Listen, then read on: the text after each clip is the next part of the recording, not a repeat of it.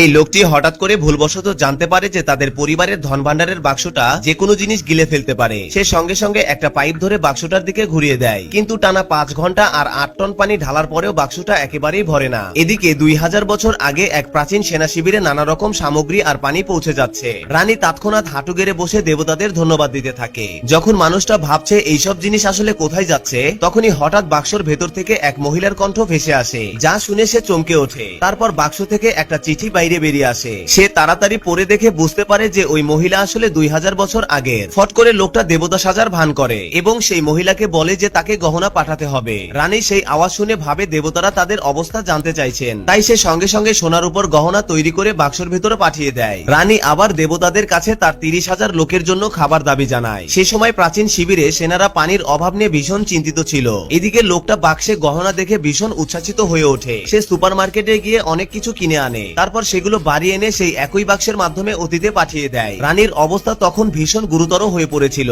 তার 30,000 সৈন্যরা টানা 3 দিন ধরে না খেয়েছিল, আর সেনাপতি রানীকে তার সেনাবাহিনী নিয়ে হুমকি দিচ্ছিল। ঠিক তখনই হঠাৎ বাক্স থেকে এক বস্তা চাউল বেরিয়ে আসে। সেনাপতি ভাবে তাদের উপর হয়তো আক্রমণ হয়েছে এবং তলোয়ার চালিয়ে দেয়, কিন্তু যখন দেখে সেটা চাউলের বস্তা, তখন ভীষণ অবাক হয়ে যায়। আর সবাই তৎক্ষণাৎ দেবতাদের ধন্যবাদ জানানোর জন্য হাঁটু গেড়ে বসে পড়ে। রানী আবার শত্রুকে হারানোর আত্মবিশ্বাস ফিরে পায়। বন্ধুরা, যদি আপনাকে 2000 বছর আগের সোনা রূপা আর মূল্যবান রত্ন দেওয়া হয়, তাহলে আপনি কি করবেন? কমেন্টে জানাতে পারেন।